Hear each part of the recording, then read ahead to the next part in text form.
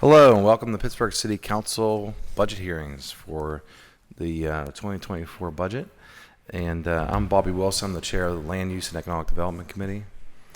And we're going to start with Peter McDevitt here, our budget director for City Council, because today we're going to hear about Department of City Planning's budget and what they have in store for us. Peter? Thank you, Councilman. The mission of the Department of City Planning is it establishes and sustains an orderly and consistent approach to land use in the city of Pittsburgh that incorporates sustainability, city design, resilience, equity, and opportunity in its works.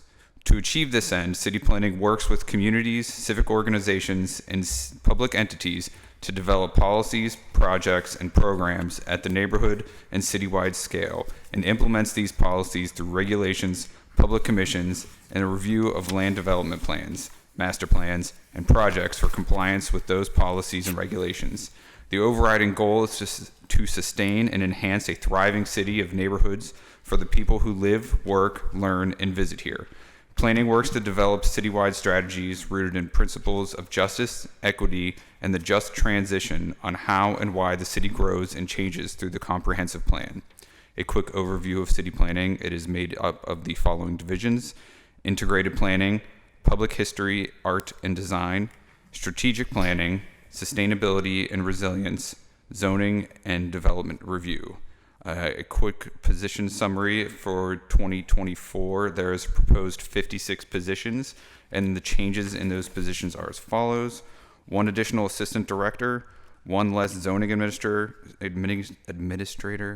1 more administrative specialist, 2 additional principal planners, 4 additional senior planners, 1 additional planner, 1 additional senior planner manager, 4 additional planning managers, and 1 less each of an analyst zoning, land use policy and code implementation coordinator, neighborhood planning coordinator, climate and energy manager, and arts, culture, and history specialist. It's an overall increase of $578,000, or about 17%. Overall, of the non-personnel changes in the budget, there's about $1.9 million additional in non-personnel spending. Much of that comes from the $2 million additional for the comprehensive plan.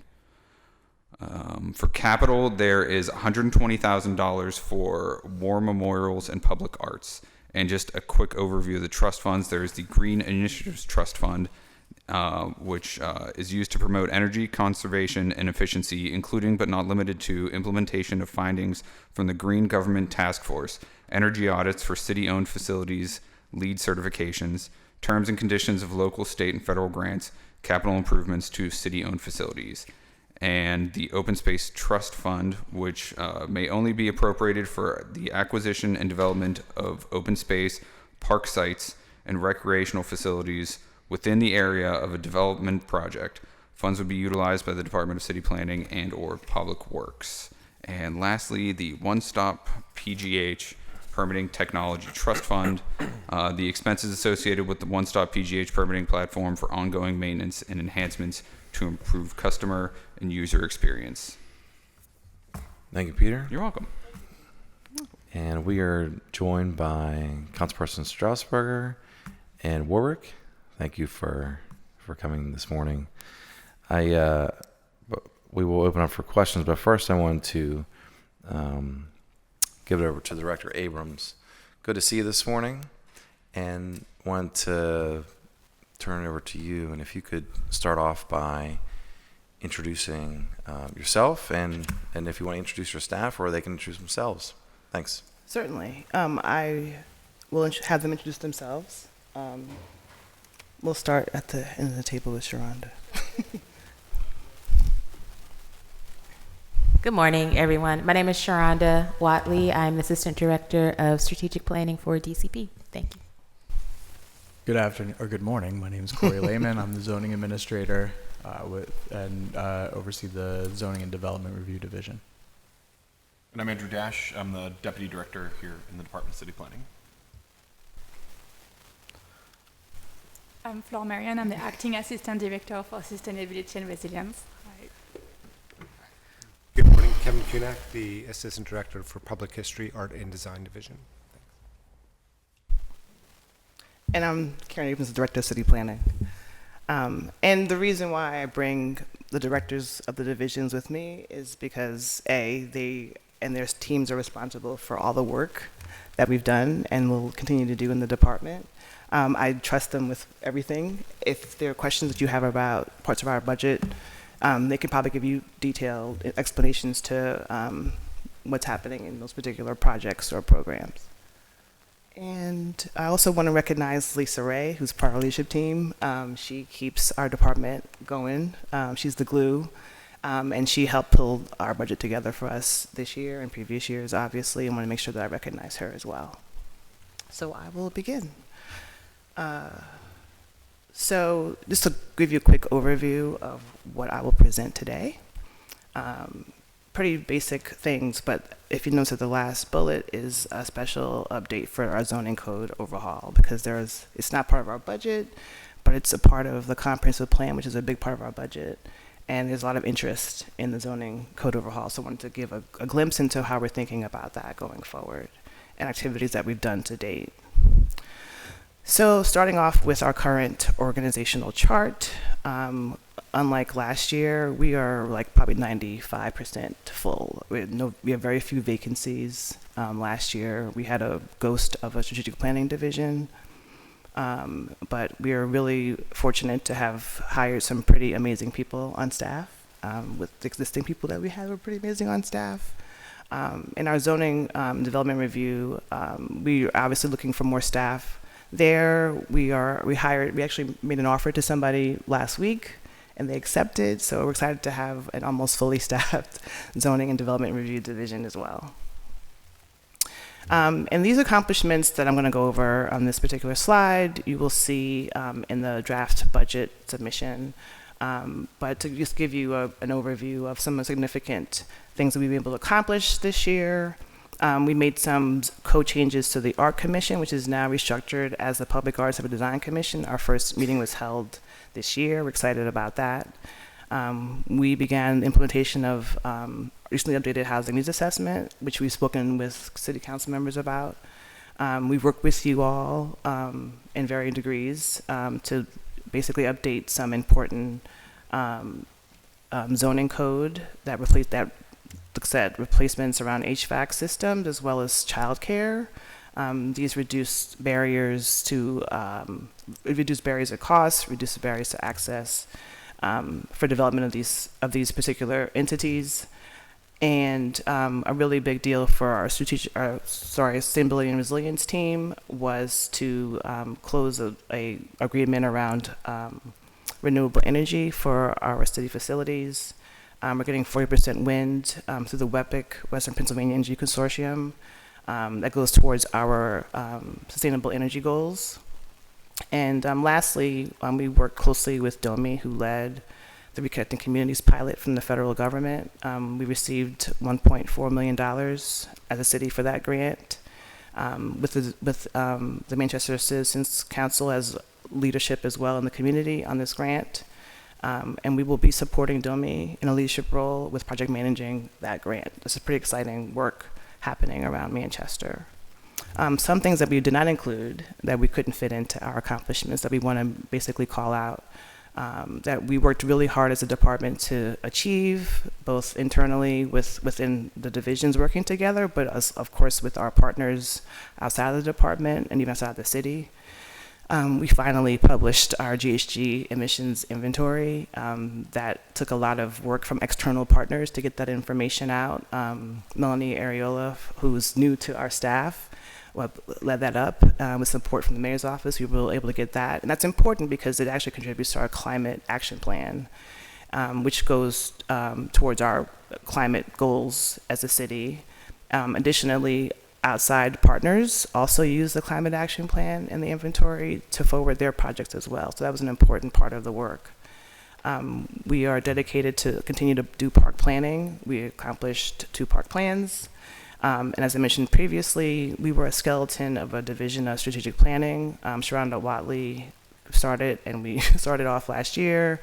She had 3 planners at the end of last year. That team has grown to 12 total. We've hired 10 planners and have one engagement specialist on board. And that's important to us because we need to do engagement with the comp plan and other issues that we are actually working with the community on. And we just offered a position to another engagement specialist, so we're excited about that. And last year, we had to pause our equity working group because of staff deficiencies, but they've kind of come back strong and excited to move forward with training with the rest of the department around just transition principles, which include climate justice and racial justice. I made a mistake on this slide, so I apologize in advance. I did not correct it. But we did apply for and receive a ton of funds this year. Scratch the first bullet point, but if you go to the next one, we received funds to do architectural survey of Crawford Roberts, which will complete the inventory of Greater Hill District. We just got funds for the design guidelines for 3 of our historic neighborhoods. We've also pursued funds, 2 grants to federal government for sustainability and resilience related items, solar panels and composting program. And I think that's to extend the pilot that we already have with 250 residents. And we just submitted a grant in collaboration with the Urban Redevelopment Authority to HUD for housing and to really forward our goals around housing, including zoning, including putting vacant properties back into use, productive use. So now I want to go over some high-level department goals that we have over the next 5 years, and they're all connected. So right now, we're in the midst of doing our strategic plan. That will help us organize ourselves as a department to address, just basic needs of the staff. In addition to that, it prepares us for our comprehensive plan. We intend to start that plan next year in the first quarter and finish it by the end of 2025. In that process, we will begin engagement around our zoning code overhaul.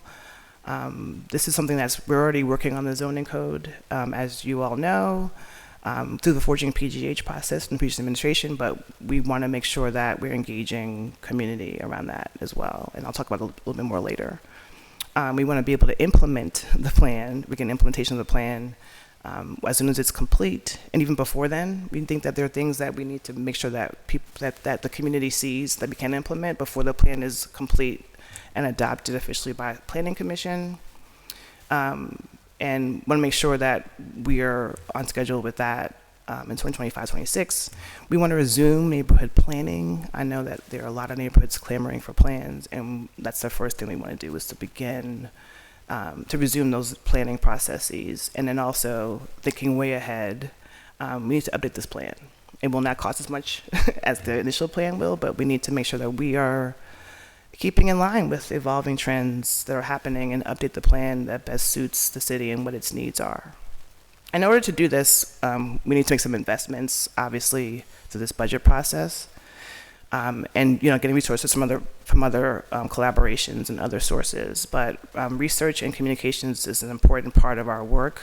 Outside of neighborhood services, DCP engages with neighborhoods and residents more than any other department at the city. So it really is important for us to make sure that while we're doing research and for our internal work, that we share that with city council members, with the mayor's office, and with residents, so they understand the trends that are happening that will impact them in the future. We are obviously the department that believes in professional development. We want our staff to get trainings, to go to workshops, again, to understand the latest trends that are affecting them in the future, potentially. And while we have staffed up from a planning standpoint and looking at the top layers that we need to cover, we need additional support staff. So we need to make sure that our staff is not overburdened by administrative and operational tasks, but to really focus on the needs ahead of the communities that we serve. And we do that when we offload those tasks to others, and that would be administrative staff. I mean, Lisa Ray, our our office manager, for lack of a better word. She does a lot of the operations and has actually had to pitch in for admin.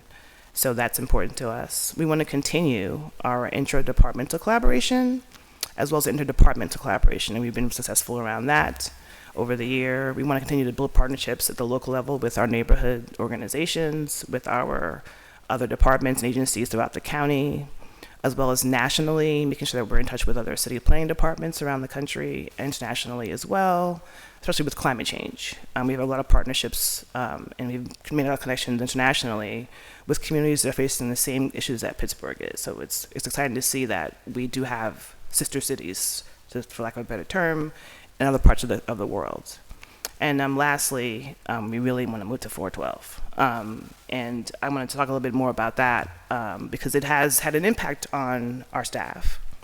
January 1st, we'll make a year at 100 Ross. We were able to move out thanks to DPW. They got us out of 200 Ross. But we're still in this limbo. We share the space with PLI staff. We've got pretty tight working conditions. We're still working hybridly. We're working 2 days a week in the office and 3 days remotely. However, we anticipate moving out either Q1 or Q2 of next year. And being in that space comes with some challenges. We, again, don't see each other very often. We actually have staff both at 100 Ross and here on the 6th floor in CCB. And so it's just difficult when you've got 2 days on in the office and 2 days off that we don't see each other very well. And that really does, we want to make sure that staff sees each other in person. So we've actually just figured out to have a huddle once a month so people can actually see each other and have lunch and commiserate, and also to make sure that people understand what's happening in the department that impacts them. We also understand that working in close contact means that there's a higher risk of passing on illnesses. We've, kept up with wipes and hand sanitizer, but it's not always as effective as we want it to be. So we're working remotely now during the holidays as people travel, making sure that people do not get other people sick. However, one really great highlight of working in 100 Ross is our partnership with PLI. They've always been a partner to the department from a permitting and development review standpoint, but it's been really wonderful to share an office space with them. We share kitchens, we share bathrooms, and so we have to work closely together, but it also helps out in our work around zoning and development review. We also had a picnic this summer in Shenley Park that was really successful, and we're planning our holiday party together. So we're really making an effort to strengthen that collaboration. And a small note is that we did receive $10,000, or we were promised $10,000 for our move for next year when it does come. So I'll briefly go through our goals by division, starting with zoning and development review. Corey and his team, our zoning administrator, and his team have worked really hard to pull together a process with which they actually have a more efficient way of putting together development reviews.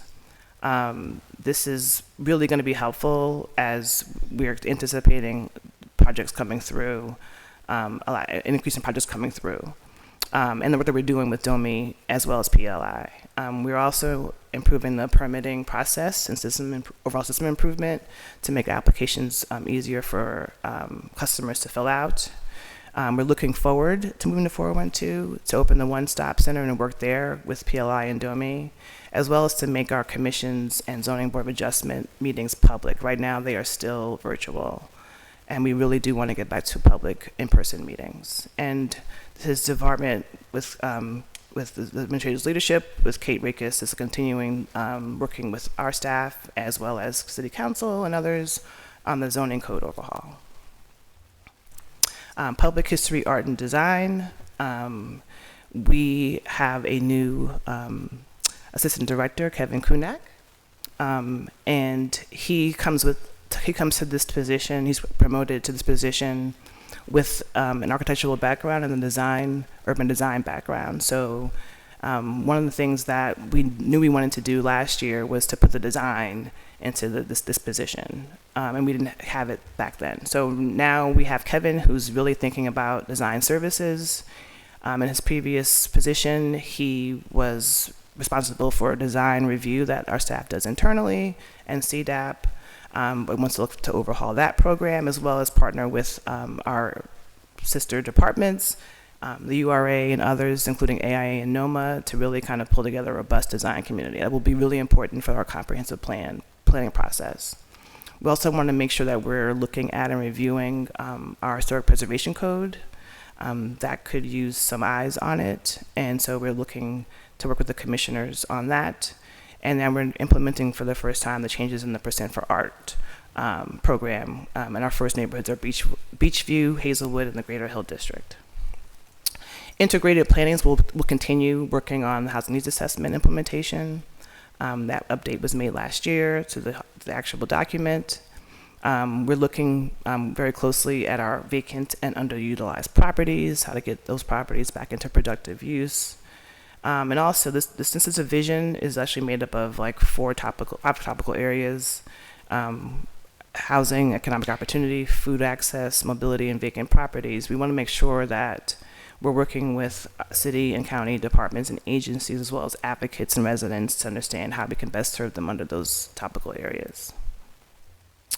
Sustainability and resilience had a particularly amazing year. I think all the money coming from the federal government has got them excited to work with communities and to help and to join and develop coalitions to access a lot of those funds for communities and residents to just ease the energy burden that they do have.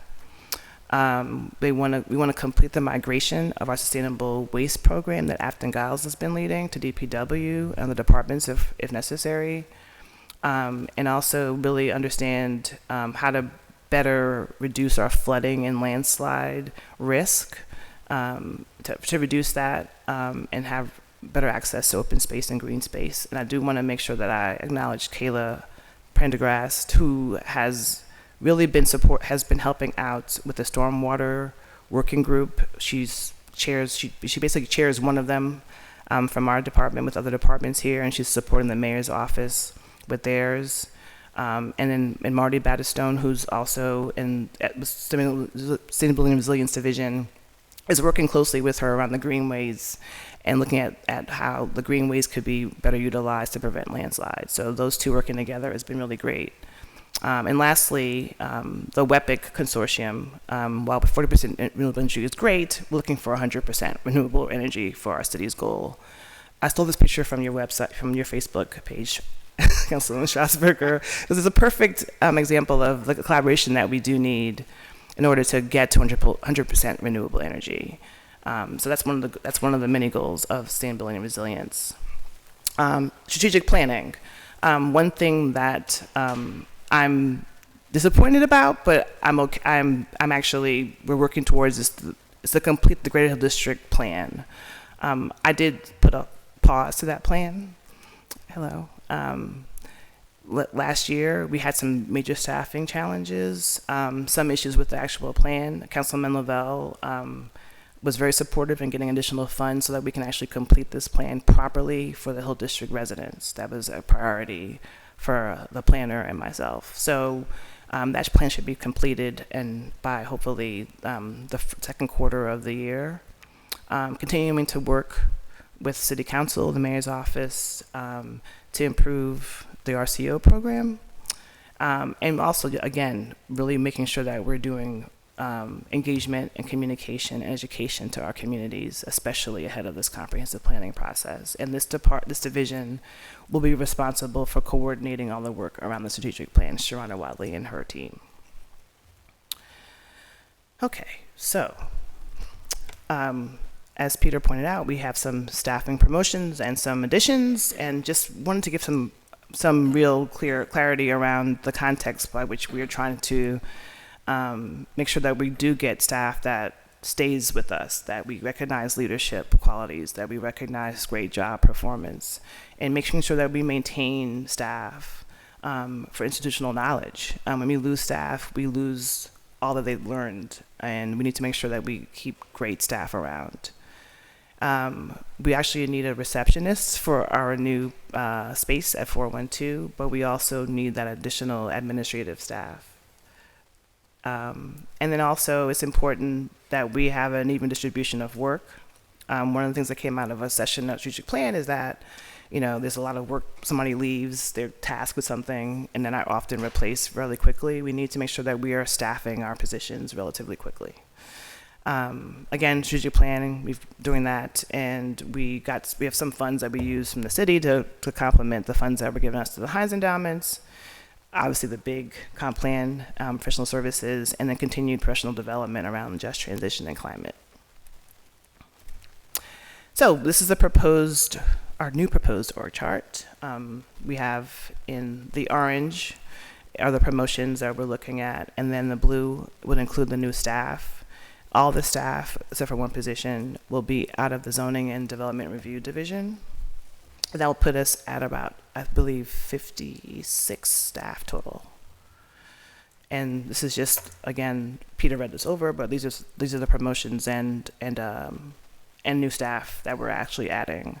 So the director's office will have another administrative specialist. We have promotions in our public history, art, and design division to recognize great work by the folks in that division. And obviously making sure that we are getting our permitting and development review projects out of the door relatively quickly, adding more staff. And these staff are essential to the new pod structure that the zoning administrator has put together, as well as some promotions within there. It's the largest division that we do have, and leadership. We want to create leadership positions for some of the folks who've been there for a very long time and who have been performing those positions, those tasks, but haven't been recognized for them. So making sure that we have people who are supervising and working with the development review staff as well as the zoning staff is important. And now to the comprehensive plan.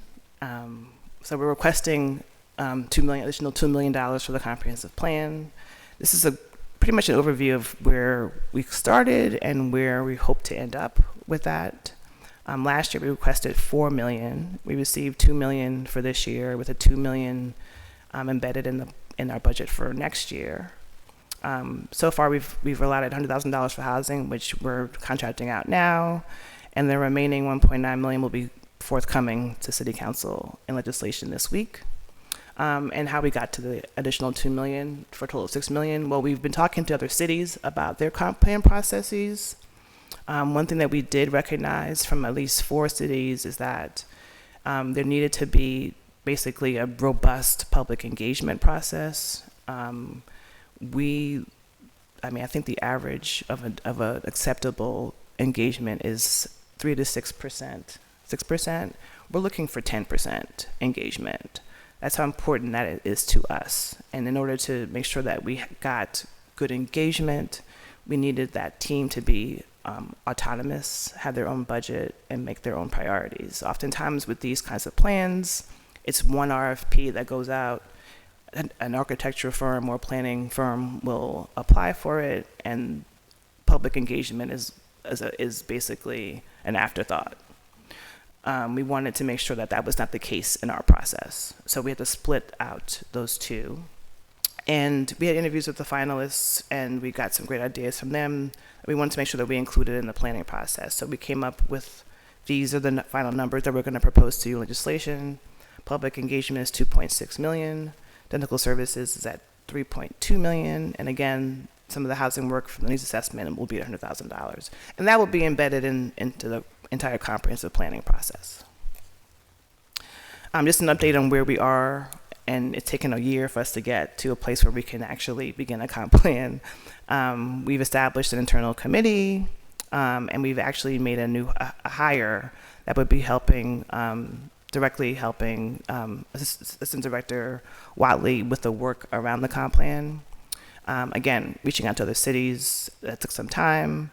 During the summer and part of the fall, we spent time reaching out to other departments and agencies to ensure that we were including things that were important to them in the plan, since it's not just for city planning, it's for the entire city. Reaching out to other people was important to us. we drafted and released 2 RFPs, and so we had to have two bidding processes, bid meetings, 2 interview processes. We did the screening and interviews, and then we obviously briefed City Council on the plan some months ago. And the next steps are to present to EORC. Both consultant teams exceed our MWBE requirements, and we're excited about that. And that was actually something that we were very focused on during this process. We'll submit legislation to you this week. The comp plan will start in January, and we will have a summer of engagement, which is when the public engagement will really take off in the warmer months, when people are outdoors and people are more active. That's when we're looking forward to a real bump in activity around the comprehensive plan. And finally, which is not part of the comp plan, but what we thought was important to talk about was the zoning that we were already doing. We're getting a lot of inquiries around our zoning work. So we're working on residential zoning right now, making more types of housing more permissible, and evaluating areas where additional density makes sense for the city. We've been involved with briefings with City Council. We've briefed housing advocates and developers, and we're aiming for quarterly updates and meetings with advocates and developers as we continue on, and obviously continuing to engage with City Council about zoning, and public engagement is a huge part of that process. Deputy Director Dash and Assistant Director Lehman and I've been talking about what public engagement looks like around zoning. We often, I guess we're in a department that has its own language, and not even all of our staff, and I will include myself, don't understand all what zoning says because it's written rather cryptically and with legalese. Zoning impacts every single resident in the city, and they should have access to what that means for them and to them. And so making sure that when neighborhood plans are done, residents understand what zoning is and what it means for them. We actually have been asked to participate in a project that Urban Kind Institute is doing around the history of zoning. That will probably, and has had an engagement aspect to it. And for the comp plan, obviously, we'll have a zoning working group. And we welcome council members to be a part of that. And we are looking to make sure that there's representation from all walks of life in this group. Because it is really important for everybody to understand what that means, especially when we have a comprehensive plan that we're trying to complete with a zoning code that has to happen afterwards. It's essential. And that is the conclusion of my presentation. Thank you, Director. And I also want to note that we're joined by Councilman Lavelle and Councilman Coghill. What? And Teresa Cal-Smith. Okay, thanks. And also President Teresa Cal-Smith. Thank you, Peter, for updating me when people were joining. Well, I'm going to. We're finished then? Oh, let me put this back up. I'm sorry. Oh, no, I was just making sure that.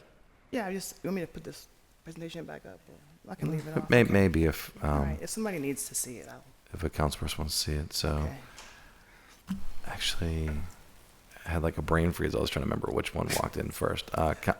Councilperson Strasburg. Have any questions? I like to keep order. Yeah. Thank you, Mr. Chair. Thank you all for being here today. Thanks for the fabulous work this year. I'm looking forward to 2024 and the work you're embarking on.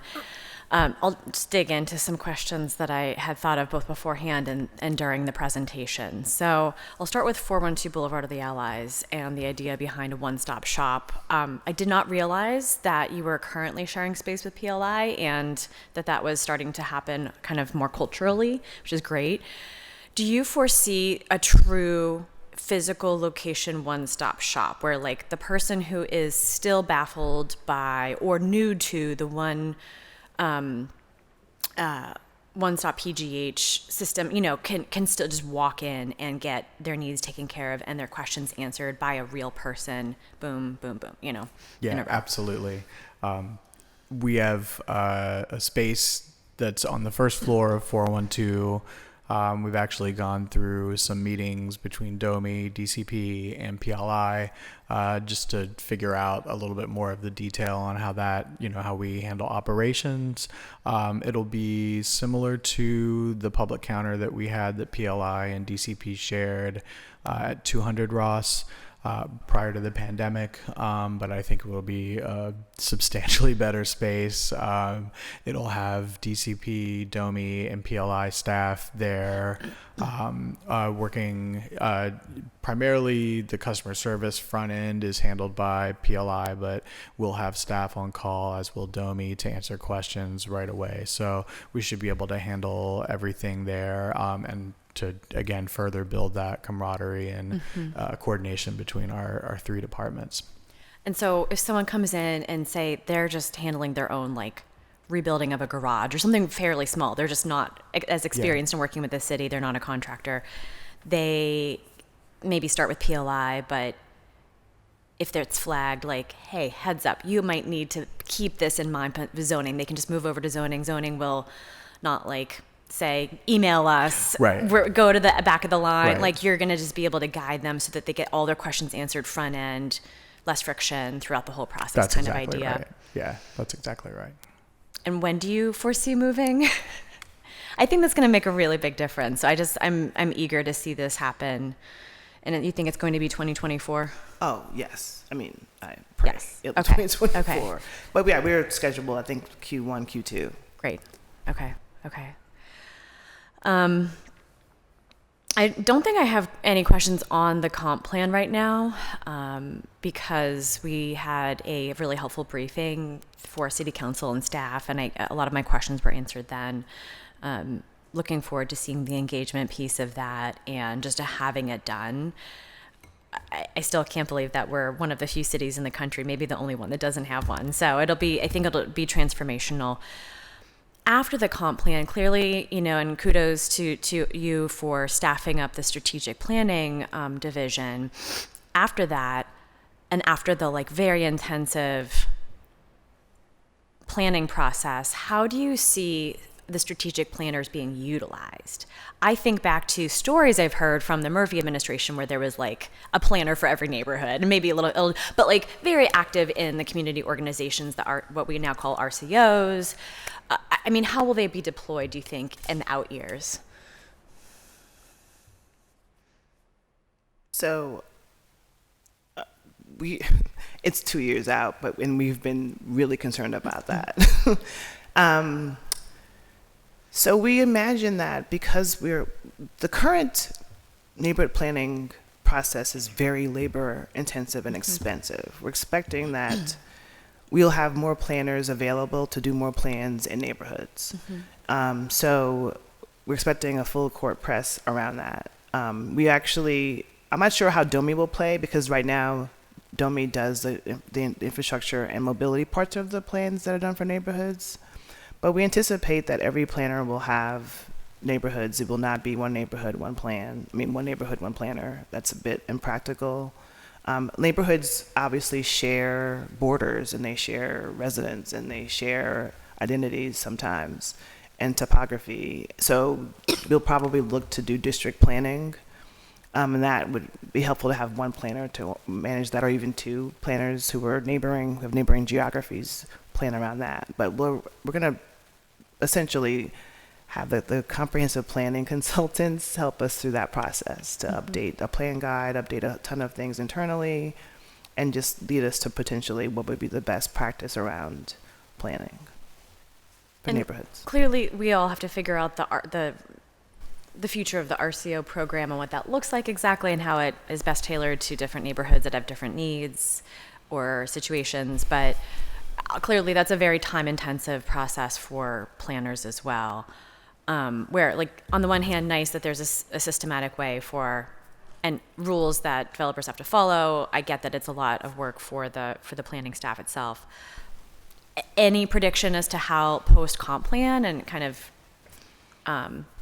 even as the comp plan is being worked on or developed, how we will engage with RCOs? Well, they will be definitely engaged during the comp plan process, and hopefully they'll give us some ideas as the comp plan is evolving and into completion, understanding how best they serve their neighborhoods. And I'll stop you because I asked the question in a very confusing way. As individual projects, like as individual developments are being considered, do we see that being something that still has a process around it and an RCO-like process around it, or? I would imagine so. Okay, because clearly there still will be projects moving forward. Exactly. Yeah.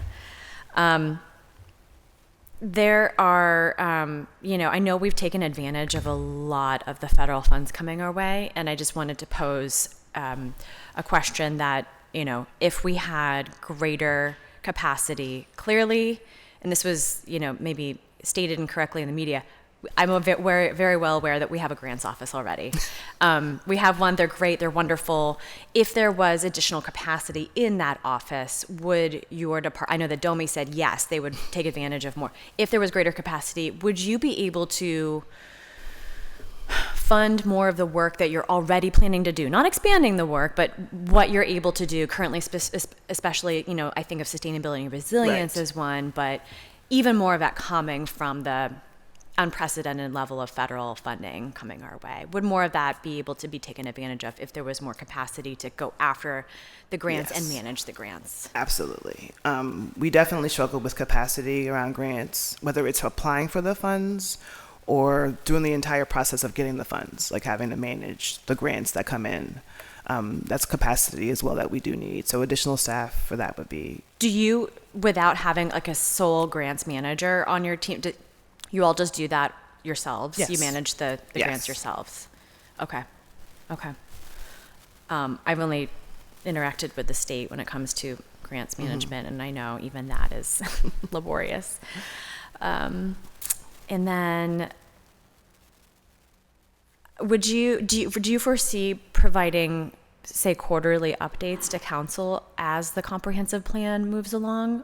Hopefully we're all going to be involved and engaged in our own way, but to get our own comprehensive vision of what's happening citywide rather than just in our slice of the city, regular updates or briefings to council? We anticipate doing that, absolutely. And obviously we want to make sure that our consultant teams are briefing you as well. So Sharona, do you have any ideas about that you thought about? I'm not sure if you have or not. This microphone. Okay, yes, absolutely. We do plan to have periodic updates to City Council as well as to the Mayor's office. We do know that City Council members want to work very closely with us, particularly for certain topics and different things like that really are impacting their neighborhoods and their districts. And so we do want to maintain that relationship and make sure that you all are very closely I was going to say integrated, but very closely collaborating with us as we go through this process as well. So, yeah, absolutely. All right, 2 more questions, and I appreciate my colleagues' indulgence. How can we balance making targeted strategic improvements to the zoning code while undergoing the comprehensive plan? Because we know that there's, as you alluded to, both a need and an appetite for that in the community. Yeah, I'll start and then I'll let Corey continue. But I mean, we are already currently doing that. We are making small changes to the zoning code with your input, obviously, and with your requests. Currently, Corey and his team have already been looking through the zoning code and making the necessary changes. So that will continue to happen. I think there might be I've even thought this far into it. Maybe you have. That's why I'm wanting you to follow up. But we definitely anticipate with the comp plan as well to implement pieces of the comp plan before it's adopted officially. The things that are low-hanging fruit that we can probably make sure that are in communities, and with the zoning code overhaul as well. And we may actually, with our engagement, we may uncover things that we haven't even thought about that we can be implementing immediately. So that's why it's important for us to really do engagement around the zoning code right now, and I'll pass it over to Corey for more comment. Thank you. Yeah, I agree with all of that, and I think just to emphasize, the zoning code overhaul is a process that we've been working on for many years. A lot of it's internal organization and discernment around code opportunities for code amendments, and obviously there are some clear areas of need. The range of those projects can be from essentially, quote unquote, low-hanging fruit, can be very simple, like the HVAC amendment or the child care amendment, that don't require a great deal of public process and and it's not an extensive or lengthy process or extensive code development in itself. And there are other sections of the code that are more substantial. We've implemented a lot of change to the mixed-use zoning districts, adding the new mixed-use zoning districts that were an evolution from the uptown zoning to the riverfront zoning to the new districts that came out of the Oakland plan. So we foresee opportunities for more of that. Obviously, the work that we're doing out of the housing needs assessment is substantial. That's not going to stop and wait for the comp plan. But I think we actually have an opportunity for some really exciting engagement with the comp plan consultants and further development of that zoning. So it's actually a really great alignment timing wise that we have the public engagement both for the comp plan and that coming at the same time. And so, the residential zoning is one of the largest pieces of zoning code overhaul.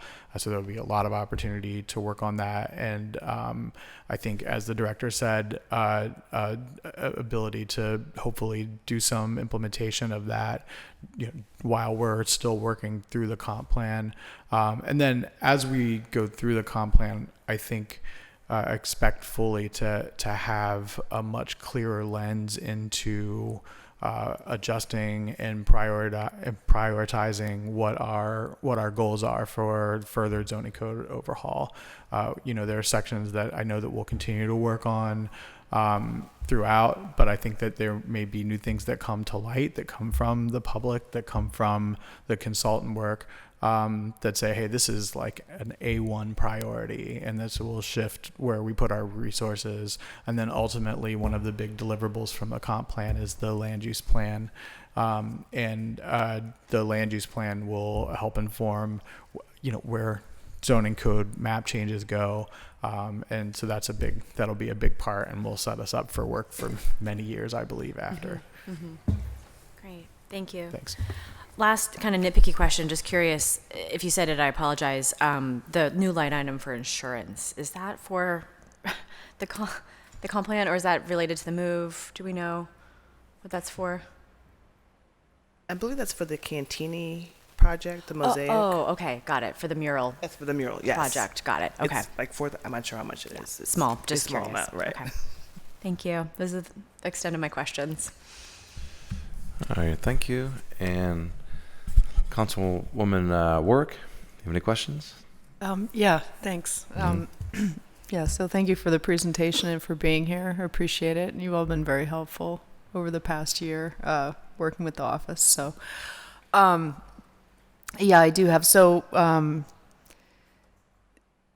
just quickly, sort of I mean, I think the concern, of course, with the zoning overhaul is, we have these projects that are being shot down by the zoning board. They're not getting their variances in their housing projects. And so, we don't want to see that happen. So that is the rush, right? That's the, so I guess, I mean, just to press a little bit, what is as far as the residential zoning overhaul, because I know that we have some elements that are coming early this year, right, that you briefed council on.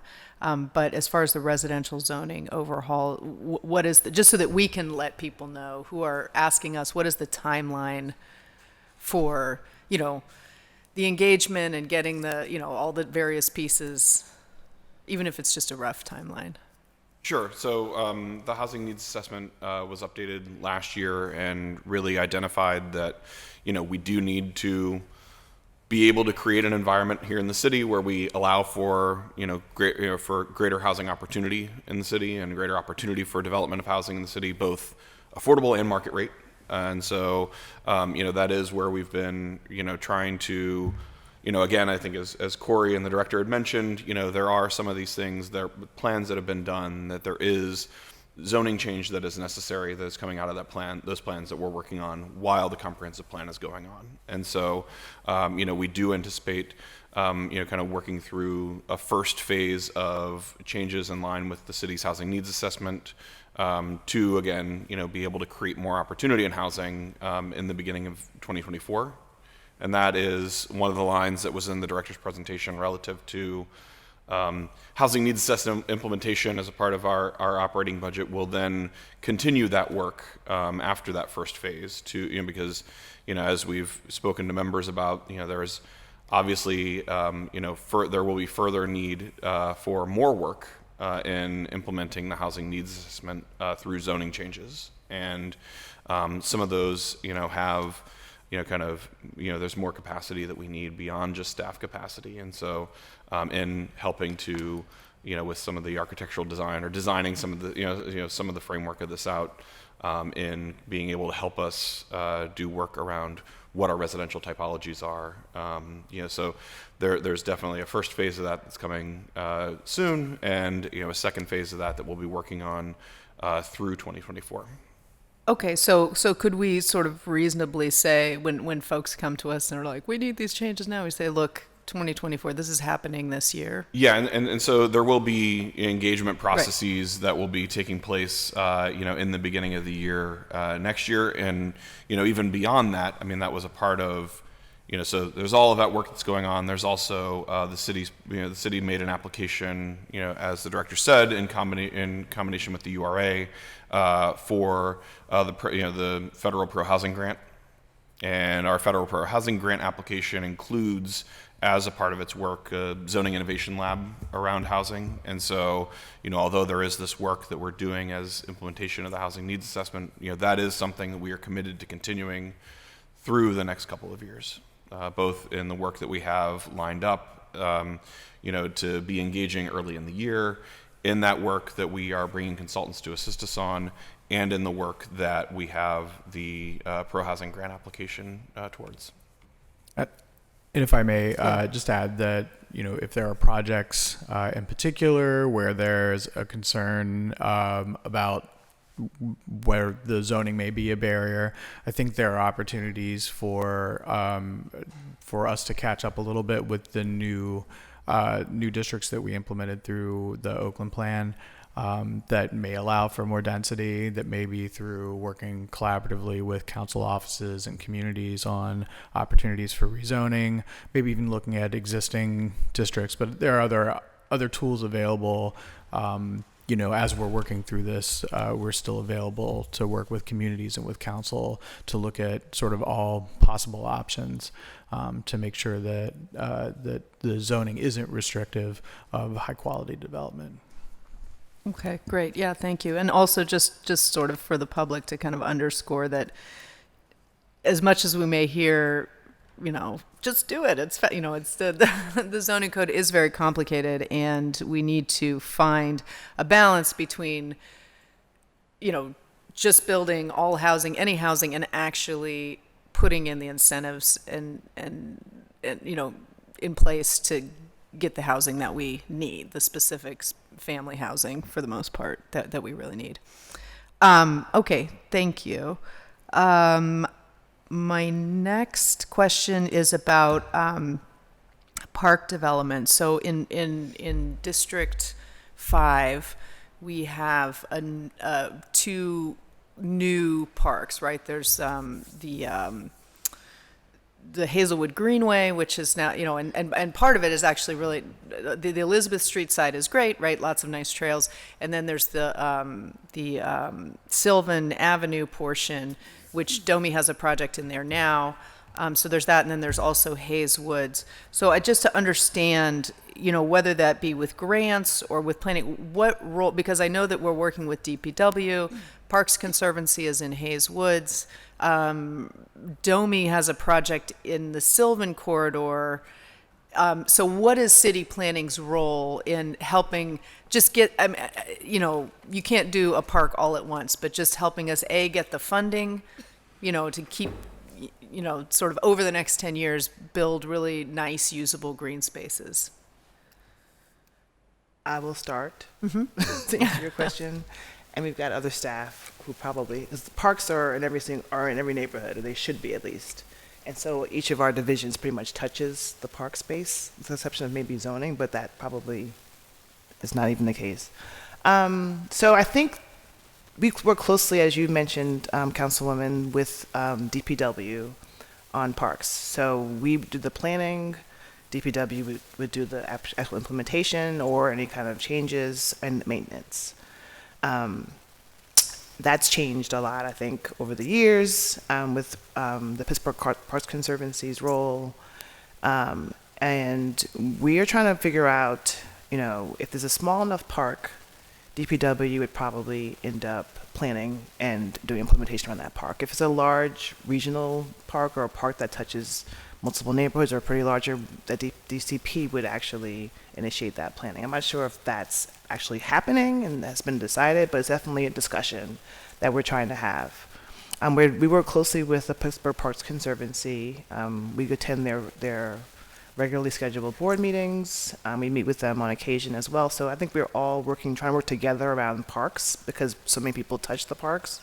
I will stop there and let Andrew and Floor, you want to add anything, that would be great, because Andrew spent a lot of time with the park contracts. But Floor, do you want to jump in? I'll add a little bit, but Andrew, I think you can complement here.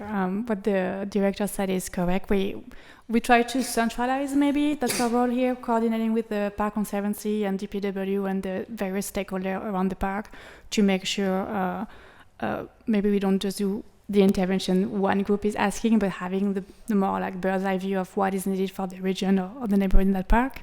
I think we're also still defining those rules. We have some organic relationship within those groups, but I think we want to clarify it so there's more clarity for the resident and council. And SNR is also actively seeking grant when possible for parks, but I think the Park Conservancy is also doing that on their own, so maybe we need to synchronize a little bit more there too, but that's one of our roles. And just to follow up on that, I think relative to your question and the two spaces that you mentioned, I mean, both of those are much more natural spaces, the Hazelwood Greenway and Hayes Woods. And so, that's where, Flora and her team in Hazelwood Greenway have done a lot of kind of organization, and planning and some small implementation projects within that space and raised funds to do some of that space. And the department's role in a place like Hayes Woods is really, we're not at a point yet where we're ready to do an entire master plan for that space and that kind of big picture organization that the director spoke about. But we are and do have some funds that we've been working with in collaboration with DPW to try to figure out what an integrated management plan for a space like Hayes Woods looks like, so that as there are activities that people want to do in that space, or that they're just our maintenance of that space, because these natural areas are so different than program parks, that we have, a direction and a way for, to be able to guide what the overall management is, that really, there's a level that DPW will provide in that space, but then those other partnerships, and like Floor said, really trying to organize those other partnerships under that umbrella. Okay, great. Yeah, I think that would be really helpful. I mean, I know for Domi and Sylvan, it would be helpful for them to have this support because, they're doing a bike path, and that's great, but, to the support to make that more comprehensive in that space. And then, of course, with Parks Conservancy in Hayes Woods, they've been doing great work this year, but if there isn't the funding behind that to do it, then it all just grows over and it's gone, right, next year. So that's why it's important to just keep putting, even if it's just a little, into that space. Okay, thank you. Let's see. My next question is about again in District 5 there's a lot of new development happening, right? Of course, there's the Hazelwood Green, which has been going on for a while, but still has lots more to go. And then also in the 31st Ward, there's a really huge space between New Homestead and Lincoln Place, that's partially owned by PPS and then a couple of private developers. And the outlook there is, I mean, we don't know what's going to happen, but there are plans to do some pretty significant development.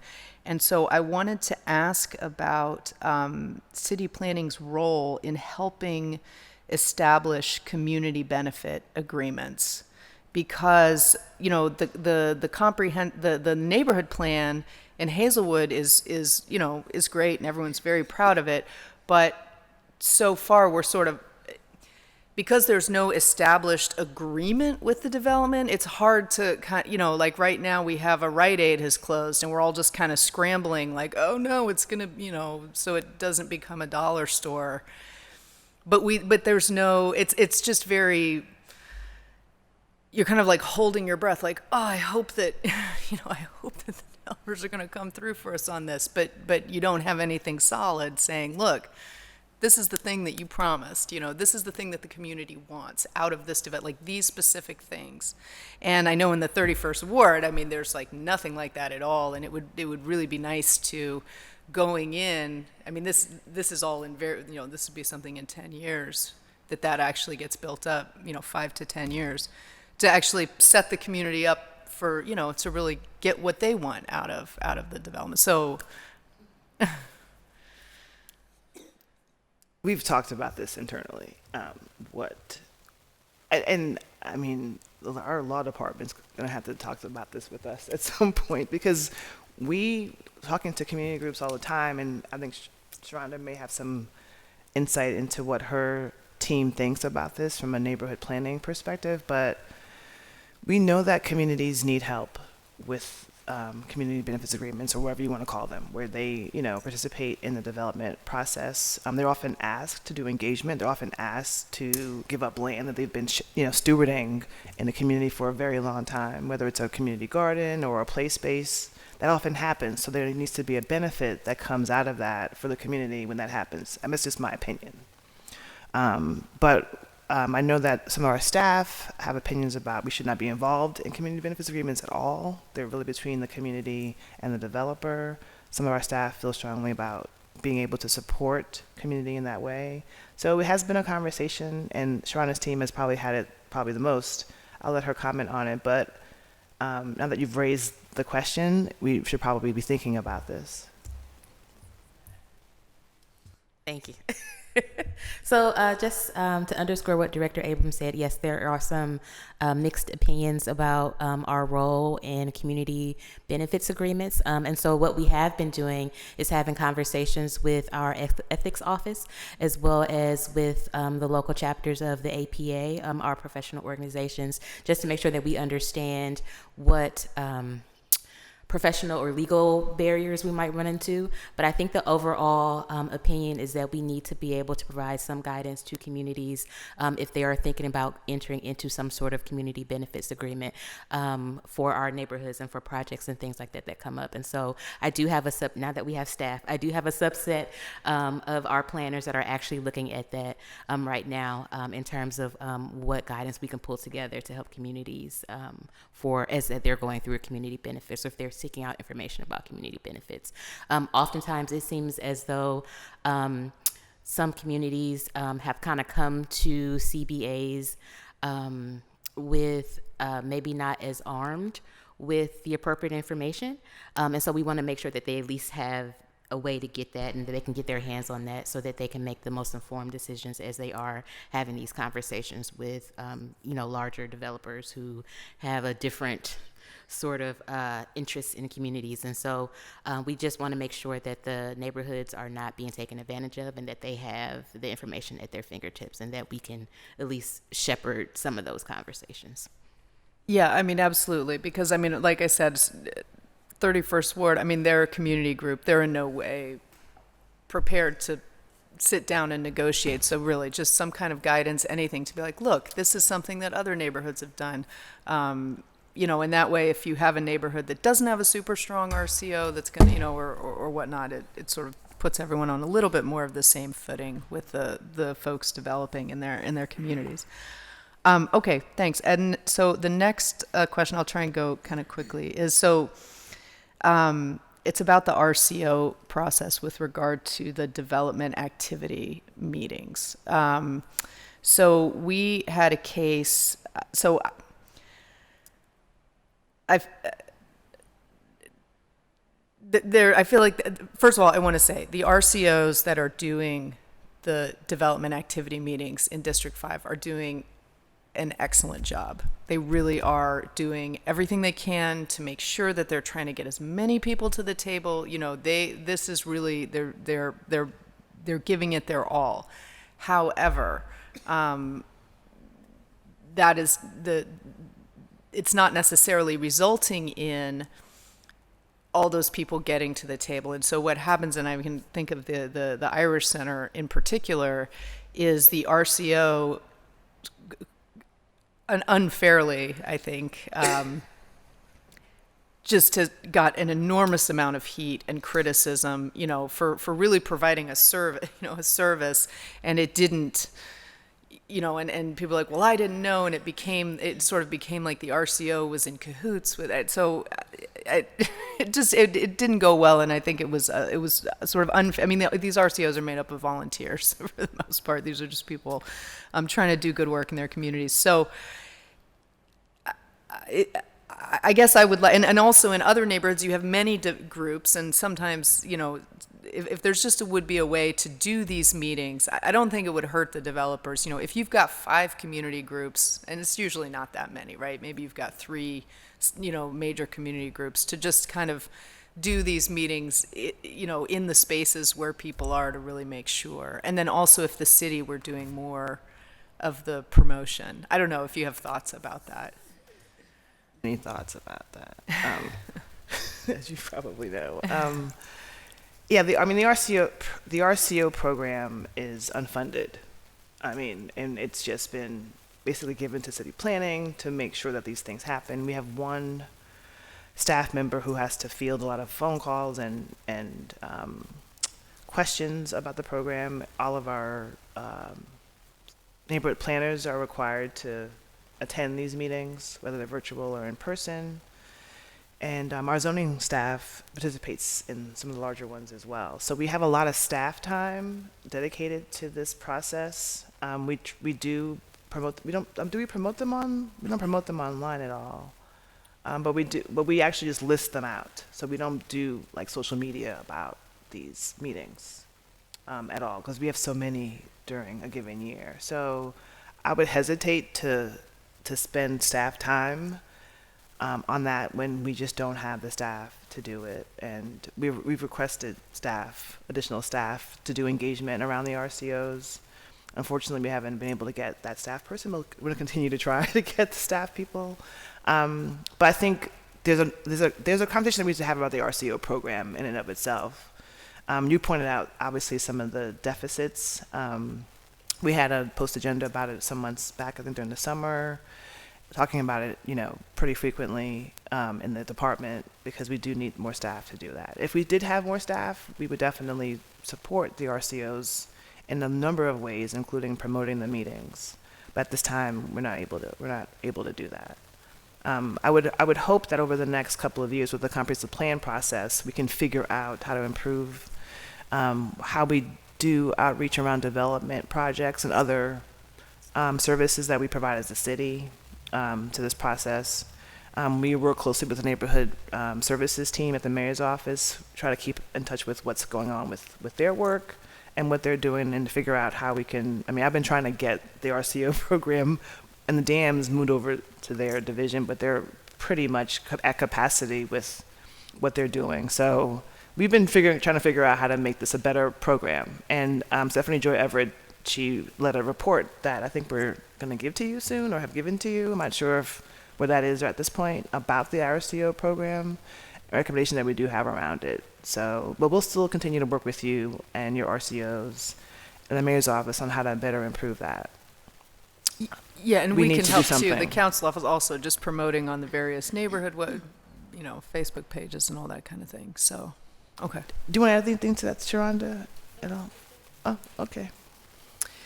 And then just to finish up, I'm looking forward to hearing more about the percent for art in Hazelwood. We have a call about that pending, and I guess a sort of similar question to the parks when it comes to public art, the role of city plan. I know I've sort of have that Columbus statue like sort of looming over. We don't know what's going on with it yet, but something may be happening with it soon. So just in terms of funding and support and figuring out what we're doing, yeah, go ahead.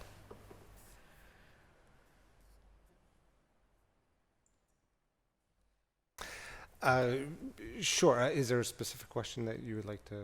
Well, just the role of city planning in whether it's funding or helping organize, find artists, like what? Yeah. Yeah, sure. I think more specifically per public art. So legislation has changed, so the percent for art program is now more broadly based per neighborhoods versus more individual project based.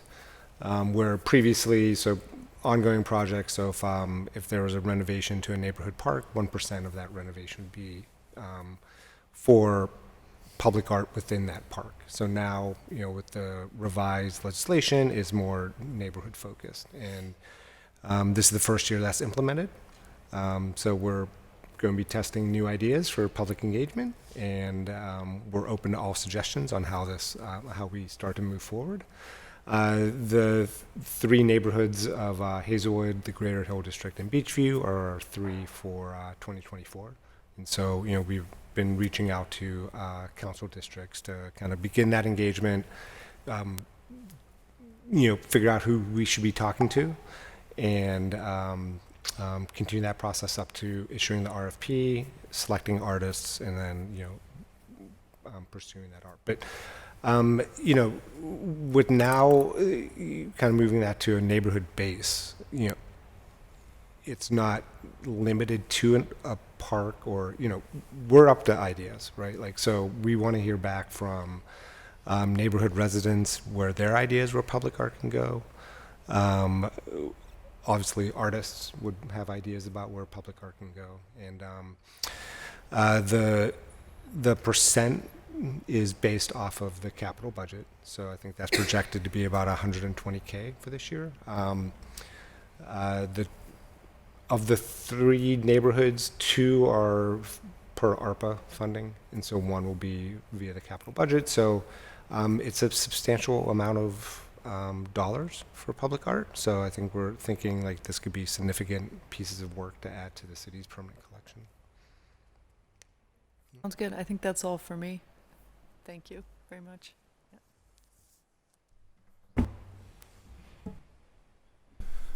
Thank you. Councilman Lavelle, do you have any questions for city planning?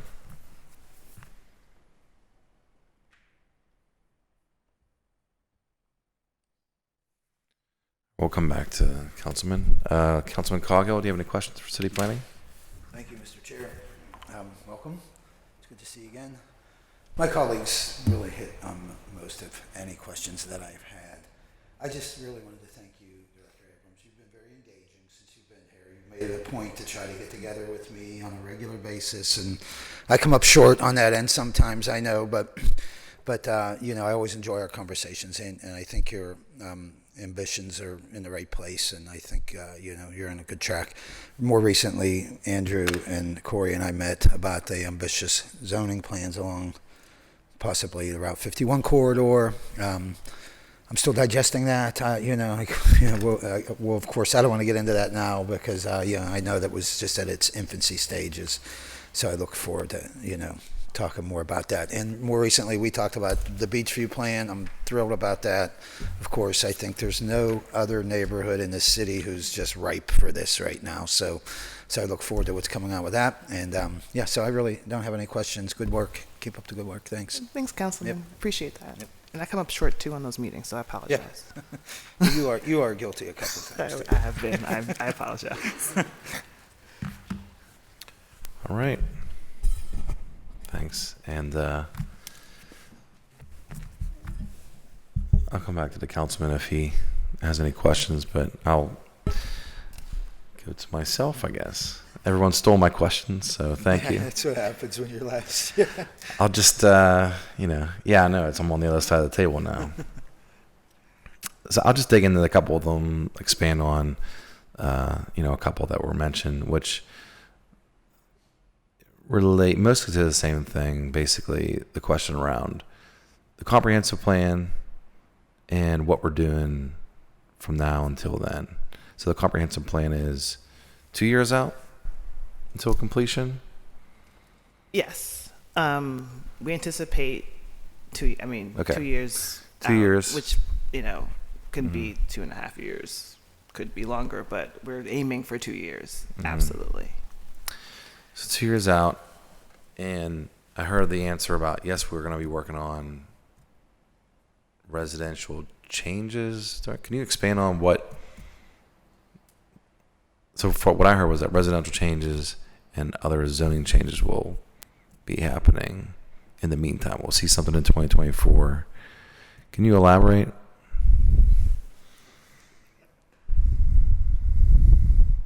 Sure. So, I think there are some things that have been in the works or that are coming out of some of the plans that we've already done, that are zoning related, or also amendments, in places where, where zoning staff, in response to what we've seen, as far as permit reviews and places where there are hurdles to things, to opportunity within, for certain uses in the zoning code, that some of that work will continue. Understanding at the same time, comprehensive plan will be looking at the entire city. It will, be looking at what the future of, development and change in the city is. And, we'll have a long list, I'm sure, of amendments for the zoning code and, and vision for, additional changes to the zoning code.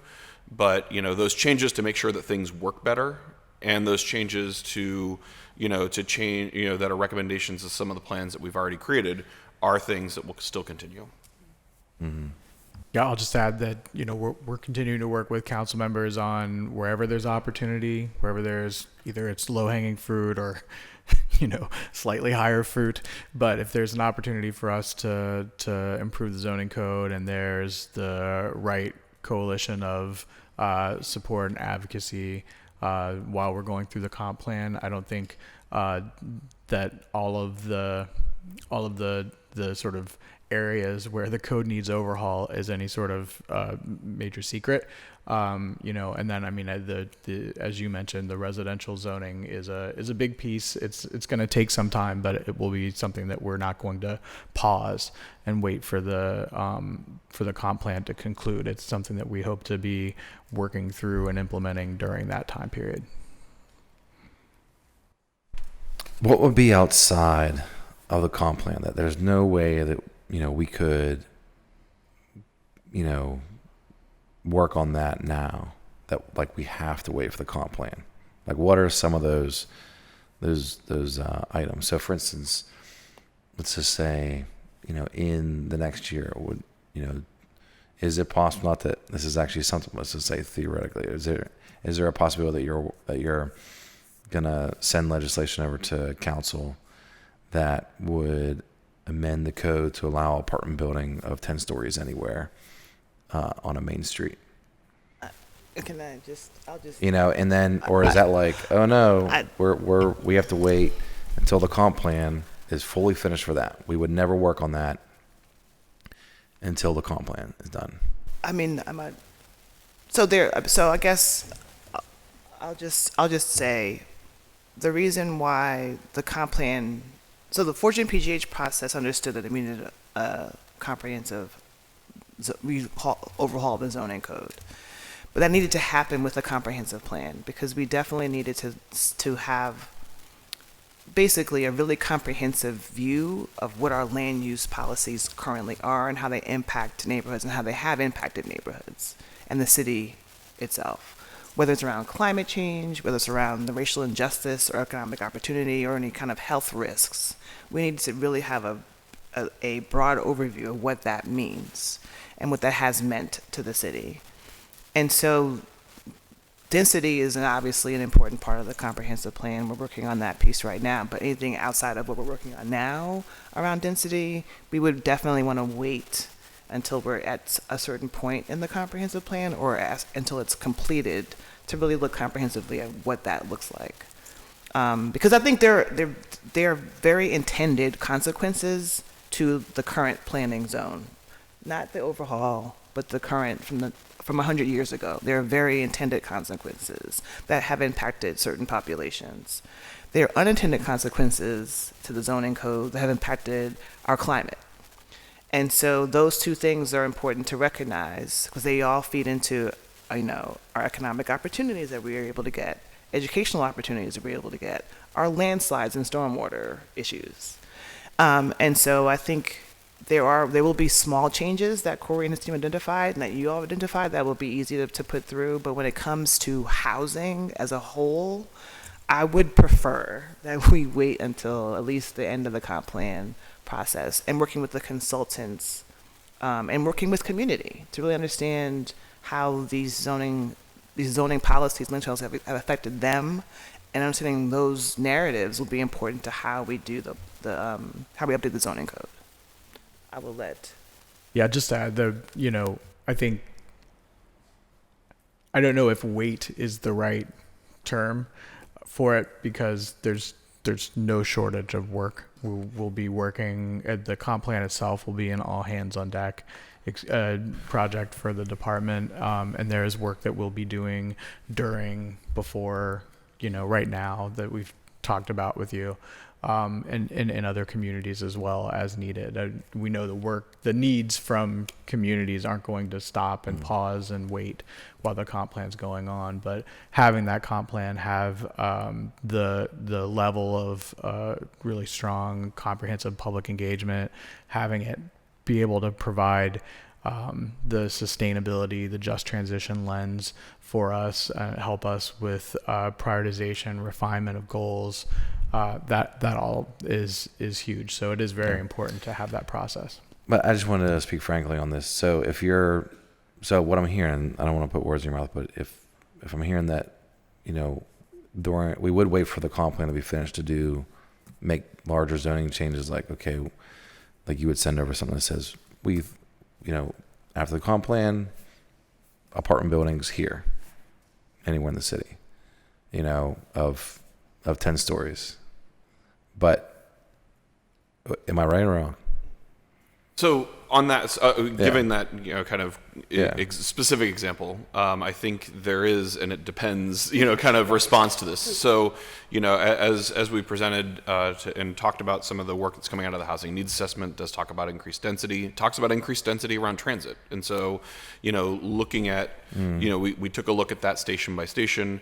There are some places where there are existing neighborhoods there that saying changing these existing already built out neighborhoods to allow for apartment buildings throughout, would be a conversation that really is better to be nested within the comprehensive plan. Yeah, so that's thinking about. Yeah, I just want to make sure that I'm on the same track as what you're saying. Thinking about wholesale change of a neighborhood is really much more of a comprehensive plan discussion. However, there are some places where we have locations where there's vacant land around a transit station, where we have plans that have already said, that there need to be changes in some of these, that we could be bringing forward changes that say, all right, well, we need to apply zoning changes here to allow for more multifamily development. So, is that, that we're going to change the already platted neighborhoods of our city and already built out neighborhoods of our city to allow for significant change?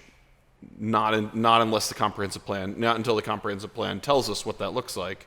But in the meantime, there are some things that, in coordination with the housing needs assessment that we would be bringing forward. Mm-hmm. Okay. Thank you for that answer. So I'm seeing the additional increase of 8 positions, and I know one of the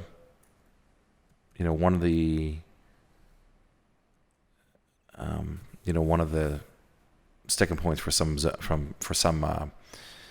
things to get accomplished or some projects is there is a sign off from the special exception from the zoning administrator, and you are the zoning administrator, right? Yes. Okay. So how we break this down, because it says -1 zoning administrator. You're going away. I hope I'm not going away. I think that's just the shifting with the budget. Do you want to? I'll take. Is it another role name? No, it's so this is something that is in recognition of our current zoning administrator's leadership. It's a promotion. We haven't figured out what the title is going to be for Corey, but he's done an exemplary job of addressing a lot of the zoning code changes that have been made internally, the reorganization of his division to make sure that his staff is taken care of. His staff has opportunities for leadership development. We get the development reviews and permitting out quicker. And we really need Corey's leadership at a level that it currently is not at, zoning is such an important part of everyday lives of people. We need Corey's leadership in community around this process. And so this is a promotion for Corey. So you'll be overseeing. So who will be the zoning administrator? He will still be the zoning administrator, We're but just with So you'll still have the title, just like the Yes. finance director is also the harbor master and the finance director. You will be the zoning administrator and another title. Right. Yes. Hopefully not We're also the harbor master. What's that? Hopefully not also the harbor master, but yes. Yeah. Zoning It's administrator.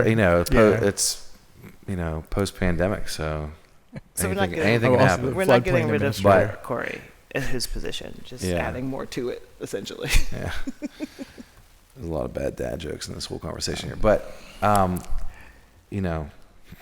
to say one. So the reason why I asked this is because can we have more than one zoning administrator? No. Okay. Would that make your job easier?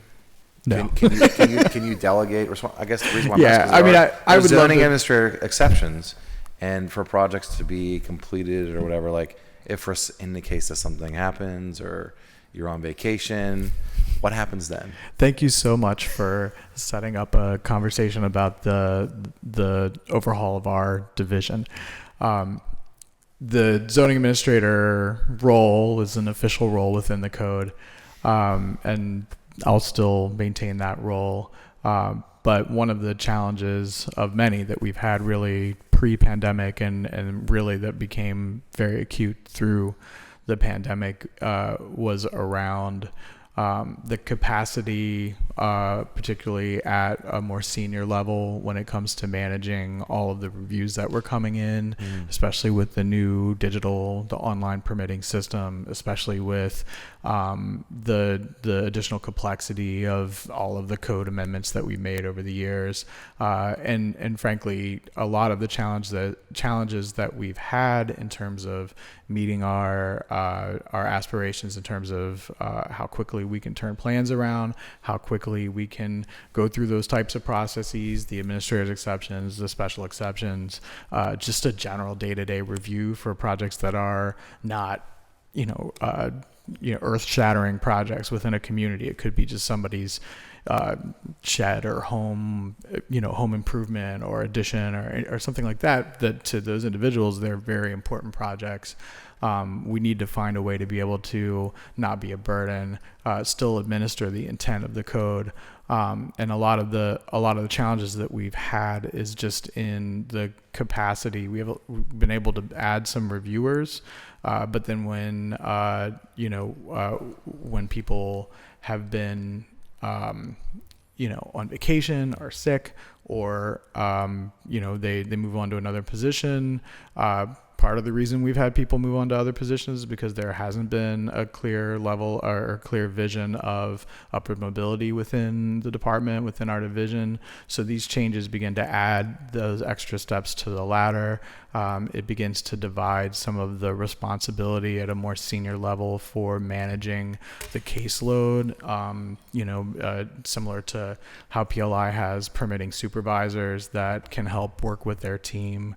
With smaller teams, we've set up a structure that we've called the pod structure, that's actually cross-sectional of the division. So we have members in a pod, which is a small team, which is being a smaller team is really helpful to be able to work on projects together, to be able to just answer basic questions, to develop camaraderie, mentorship. But the pods are bringing together members of our team that are both on the commission and code development side, the environmental planning side, that are on the development review side, all together as working groups. So we're the sort of the main position added as part of this budget is a essentially like a pod coordinator that will take the caseload, will help relieve the pressure from, some of you I'm sure are familiar with Will Gregory, who's been just an absolutely key critical staff member, but it's also become, he has so much on his plate that it's become really an untenable position. So, okay. So you're reorganizing. Yes. But how often do you have to make the zoner administrator exception? So or not accept it? I'm able to delegate, and this provides a structure for. And you can delegate in per code. That's allowable. Yes. You don't need us to change anything. No. Great. I just wanted to make sure that so we won't. Well, I like to look more into the organizational chart on that part. Won't spend more time here on that. I want to know who came up with the Warhol, and then what was it? Carson, and I imagine Carson's the environmental hub. What was that? And Clemente, which just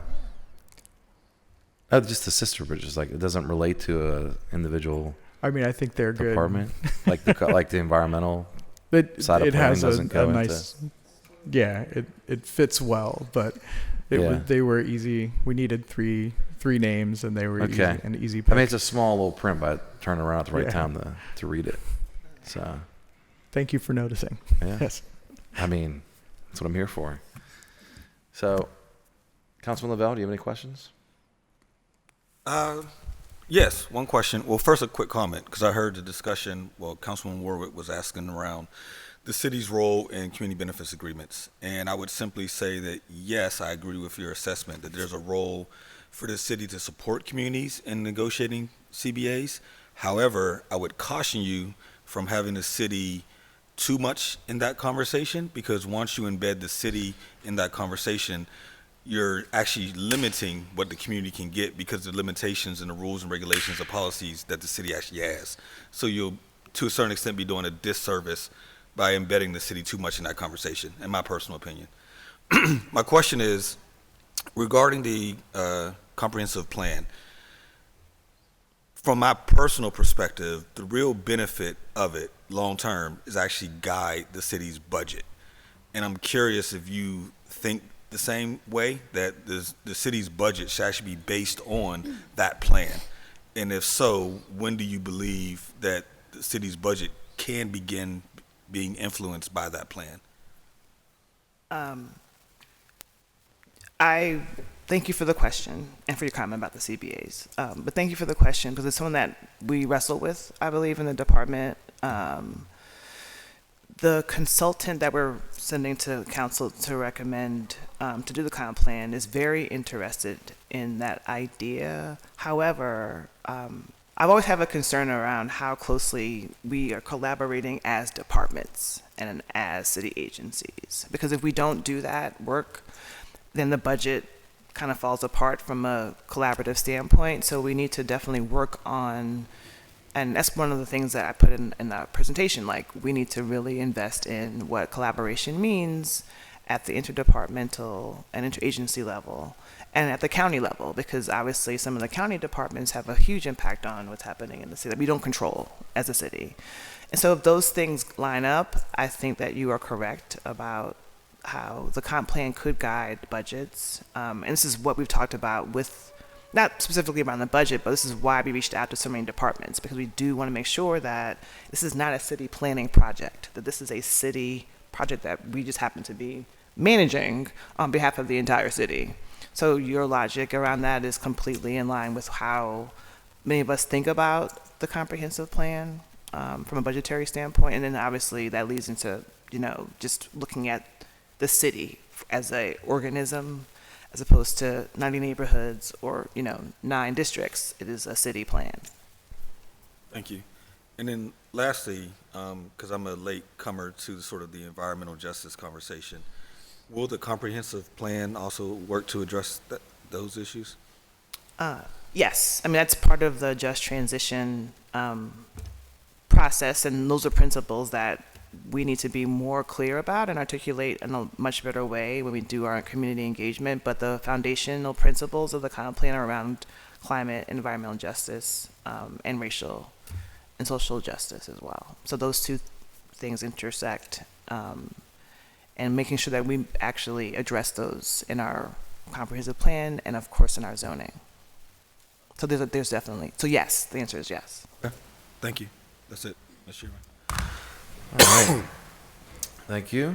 And anyone else have any more questions? No? Okay. Well, I want to thank City Plan Department for coming today. Appreciate all the engagement. And thank you all members for coming. And can I have a motion to recess this meeting until, I don't have the announcement for today, but, I'm sorry. I actually looked at the posting that we had today that we had on Twitter, and it didn't mention that after city planning we have two additional, we have law and ethics, right? Yes. And Councilman Lavelle will be chairing. You want to break for 5 minutes? 5-minute break, 5-minute recess, then we'll go right. You have a motion for that? So move. All right, thanks. Second.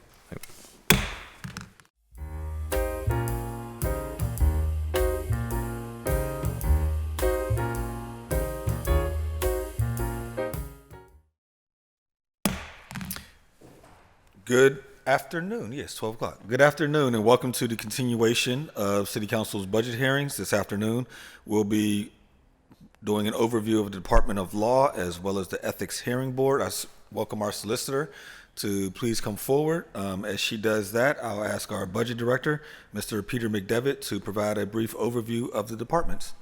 Thank you, Councilman. The Department of Law provides legal advice and serves as in-house corporate counsel to the City of Pittsburgh, which often involves providing advice to the mayor, city directors, city council, and various governmental units. It represents the city in all legal aspects of its daily governmental functions. It also represents the city in high-profile cases significantly impacting public policy and city residents' quality of life. The Department of Law operates as a quality, proactive boutique law firm and attracting talented professionals with impeccable integrity from the public and private sector. A quick overview: the Department of Law is divided into several general service areas or divisions as follows: federal litigation, state litigation, labor and employment, general municipal, claims, and open records officer. A quick position summary: there is an increase of 2.7 positions funded in the general fund for a total of 40 positions in the 2024 budget.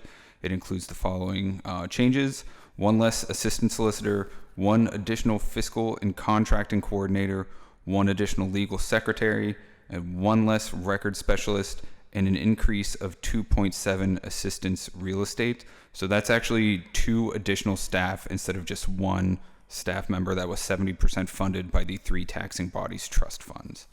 Overall, it is an increase of $300,000 or about 10%. And then a quick summary of non-personnel changes for the Department of Law. The Department of Law is where the city's judgments are housed. Not including the judgments overall, there is a $963,000 decrease in the law department's budget. Most of this decrease is due to the lack of federal and state cases. And just to point out, there is a $1.75 million additional funding for judgments in 2024. And then just rolling into the Ethics Hearing Board quickly. The mission of the Ethics Hearing Board is to preserve the trust placed in the public servants of the city, to promote public confidence in government, to protect the integrity of government decision-making, and to enhance government efficiency. A quick overview: the Ethics Hearing Board comprises 9 members with reputations of personal integrity and honesty, designed to be the impartial arm of government. 7 of its 9 members are selected by community organizations. The board's staff includes an executive director. Those served by the board include current, former, and prospective officials and employees, including those acting under contract, consultants, campaign contributors, and persons and entities who do not seek to do business with the city, third parties involved with covered conduct, and those who give gifts to covered parties or their relatives. A quick position summary: there is a total of 1 full-time position. In previous years, the staff was made up of entirely of part-time employees, and there are no changes to their budget otherwise. Thank you. Solicitors, anything you'd like to add? Good afternoon. Thank you. Thank you, Councilman Lavelle. Hello, Councilwoman Strasburger. I want to thank you for your time this morning. I'm happy to answer any questions you have, but at first, I do want to take some time to celebrate my team and some of their accomplishments of 2023. First, I want to state that the federal litigation team had 3 federal jury trials and won all 3. That team is led by Julie Corin with fellow attorney Hillary Weaver. Through their excellent legal work, the city continues to minimize settlement amounts and defend against spurious lawsuits. Also want to thank John Doherty, who is head of the state litigation group. This year, we saw an increase in the cost of defense, such as expert fees, deposition costs, and filing fees, and that increase is due in part to the backlog that occurred during COVID. Now the courts are getting all caught up, so both of those teams have had to deal with a lot more increased state and federal litigation cases. We hope that by 2025 that schedule will be a little more back to normal. Also, the claims department got completely caught up this year. That team is headed by Margaret Vitale, a longtime city employee. In the past, it took at least over a year to hear back from claims in the claim department, but we are now processing immediately. It still takes between 1 and 3 months to process a claim, but the delays are no longer due to a backlog. The city responds immediately and gets the paperwork out, but there is some exchange of paperwork that needs to occur in order to complete a claim. But they did a real full court press this year in order to get to where we are, so I'm very proud of them. Also, the municipal department, headed by Kristen Erickson, drafted and executed many contracts for the ARPA allocation to support affordable housing, both affordable rental and for sale units, and assistance to low and moderate income home buyers. Several other contracts were also worked on by this group to provide funding to address blighted or abandoned homes. Each of these contracts are drafted to ensure compliance with federal regulatory guidelines. Now, the ARPA guidelines continue to change. We continue to get new things. The city wants to make sure that in any future federal audit, all of our paperwork is clean and that we have made sure we've set all of our expectations with everyone who's received our contracts. So I really want to congratulate that team because they spend a lot of time with deep regulatory knowledge. In addition, that municipal team also worked on multiple contracts for bridge renovation and replacement, which has assisted with DOMI to getting us to a much better place with all of our bridges. And I also want to thank our new Deputy Solicitor, Jesse Alexis, who has been a huge help to me, especially in the area of budgeting this year. So, thank you. Thank you. Mr. Alexis, anything you want to add? I say Exelis. Yeah, sorry. I apologize. Yeah, it's Exelis. Sorry. It's way cooler than I pronounced it. Jesse Exelis is the. Say it again. It's Exelis. So. Exelis. Yes. Okay. No, I don't have anything to add. So. Okay. Thank you. Councilman Strasburger? Thank you, Mr. Chair, and thank you for being here, for your work, and for your presentation today. I do have a few questions. I will start with the new Office of Equal Opportunity, and wondering if you can elaborate on the working relationship you have with that office and how you see that overlap or that partnership progressing in the future. Yeah, we are there to assist when needed. Sometimes they come to us with different legal questions. Since, and we've discussed this before, the law department tries to remain not a witness to anything and not, so we want to make sure that we are always available to be counsel to city departments or the mayor or to council. In order to do that, we need to try and not involve ourselves in the subject matter. And the office, I can't remember, of Equal Protection. Equal Protection. They sometimes kind of make rulings on things. Equal Opportunity. Equal Opportunity. So they are charged with overseeing some of the council's rules and regulations, which puts them in kind of a semi-administrative position. And so we are somewhat separate from them because we want to make sure we maintain the distance so that they can do their administrative and adjudicative work, and we remain as counsel for the city. Thank you. That's helpful. We have been talking a lot this budget season about the potentially tight, or the most certainly tight, fiscal situation we'll encounter in the next couple of years. How do you see law's capacity and this department's capacity to and operations being impacted by that, if at all? Yeah, and that's part of the reason we actually have a request in our budget line this year for judgments, because judgments that we were planning on spending out in 2025, we actually moved up to 2024. So we shall see a drastic decrease in our overall budget for 2025, namely in that judgment line.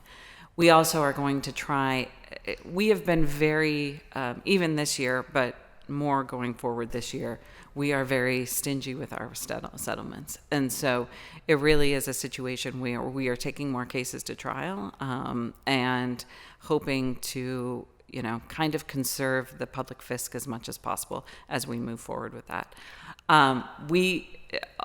The new positions that we have, some of them were actually a transfer over from the finance department. And then what we've also done is we had a attorney vacate, and then we turned that into 2 staff positions for the same amount of money. I think we can hold on in the current position and do as much as we can. Sometimes, we're going to have to make some hard choices about things, but I think we are well positioned to be able to get through that hump. Has there been a reorganization of staff or the department since this time last year, or has it mostly, besides some of those smaller changes, stayed the same organizationally? So we now, because of last year's budget, we added a Department of Real Estate, and that's the 3 positions that came over from Finance Department. So that reorganization occurred this year. And then in the Labor and Employment Group, we had 4 attorneys. We went down to 3, and then we've hired a paralegal. And then we've also hired a separate fiscal and contracting coordinator who's focused on the budgeting piece of it all. Other than that, I think we have pretty much the same positions going on.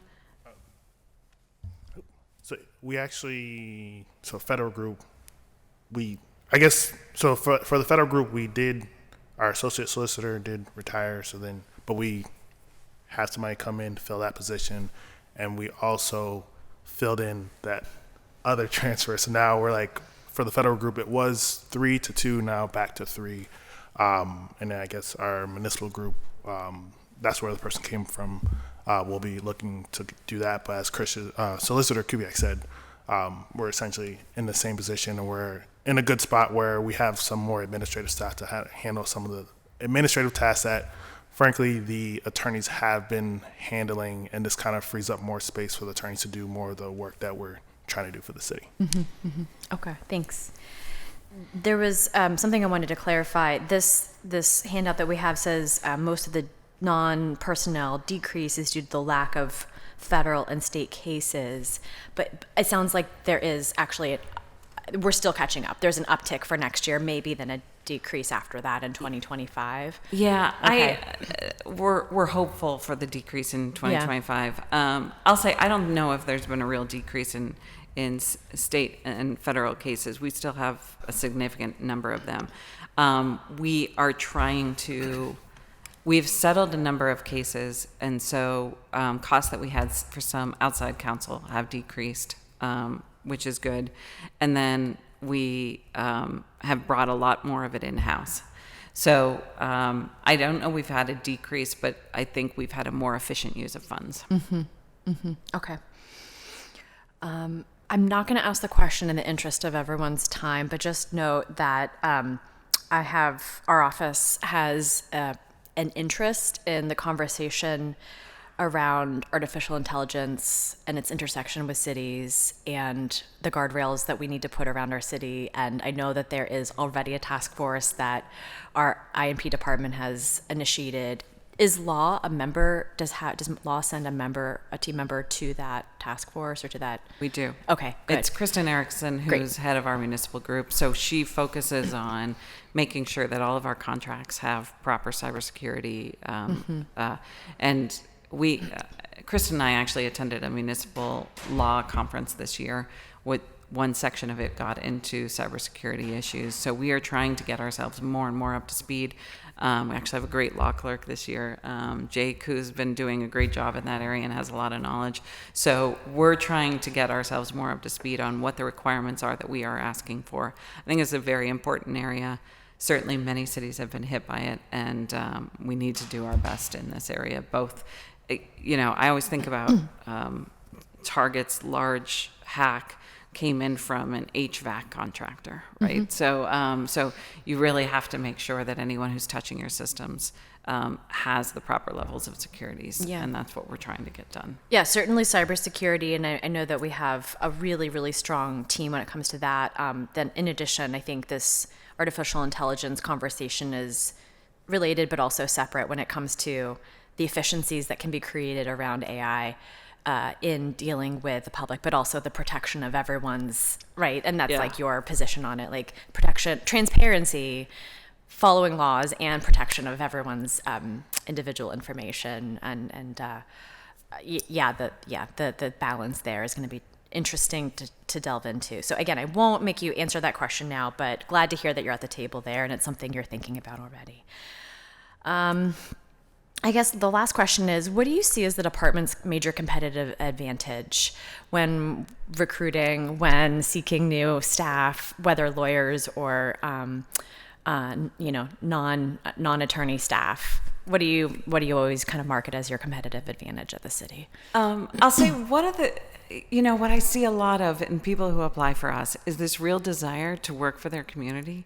I think there's been kind of a awakening, especially amongst this new generation of lawyers, to the contributions that they can make at the local level and realizing how much of the real work of government gets done at the local level and that they want to be a part of that.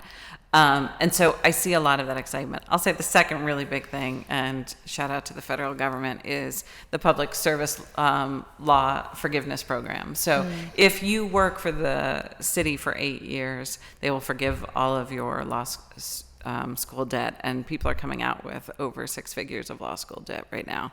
So that is a real driver, I think, of bringing people to us, and that is wonderful. For our non-staff, I think it is also, we try very hard to build a really good work-life balance here, so that I tell people they are not going to stay afterwards, that they have their vacation time, that they can take it, that we want people to take their vacation time and take real breaks from things. And that we build a culture of respect within the department so that everybody realizes that my staff contributes just as much as my attorneys do to this overall focus. So I think those are some of the things that help us attract people, and we're grateful for it. So, thank you. That's the extent of my questions. Thank you. Thank you. You mentioned you now have a Department of Real Estate. Either 2 or 3 positions you said that came from finance. That department does all of what? They work on all the deeds that get processed through the city, also, so it is headed by Jack Miller. And Jack Miller's charge is to get their arms around the 12,000 vacant properties that we own and to try and start to process them in a way that makes sense. So we're starting the working with planning on greenways, on setting up proper processes for deed restrictions for affordable housing so that we can sell them to regular people and hopefully kind of move them along more, to just even dealing with trespassers and all of those reasons that we've got going on. So it's a lot of work, and it is slow work, I'll say that. But we're working through our process of really trying to come up with new ways of taking care of those 12,000 properties. Working with finance, but that's the reason those 3 positions we have, they're paid for by the 3 taxing body fund. And so they came over, but they're the ones that, and we this year had a meeting with council for the county and for the school district to kind of discuss, the way we take care of those properties, because we talk about them as city vacant properties, but they actually belong to all three of the taxing bodies, and we need to make sure that we are kind of processing them properly. Okay, thank you. There seems to be then, and maybe the conversation has occurred, I'm just ignorant of it, but there seems to also then be a necessary conversation between what you're trying to do with the vacant properties as well as with what the land bank and how the UR8 are interacting, to sort of make all of that more seamless. Yeah, and we've been, our real estate group meets with both the URA and the land bank on regular basis as well. The question comes down to, like, which properties, URA has their own set of properties that need to be processed. The land bank certainly has some properties and what they can do with them and who they can sell them to, but it's still never going to take care of all 12,000 of them. And some of them we plan on never selling, right? Like when we talk about greenways, one of my big concerns is landslides in this area. We have some of these properties that we acquired because of the landslide. Because of a landslide, we don't want anyone else building on them. We want to make sure that they are preserved without development, so that they don't ruin future neighborhoods that are nearby. So there's a lot of those different factors that are coming on together. Okay. Well, two things. One, I've had a conversation with Director Gula about the fact that I believe the city, and I think she feels the same way, that the city should begin looking at appealing assessments or challenging assessments. Yes. Would your Department of Real Estate play a role in that? So historically, up until this point, the appealing of assessments often has occurred with, like, the school district took charge of that. While we took charge of the land and those issues, the school district kind of took charge of appealing on behalf of the city.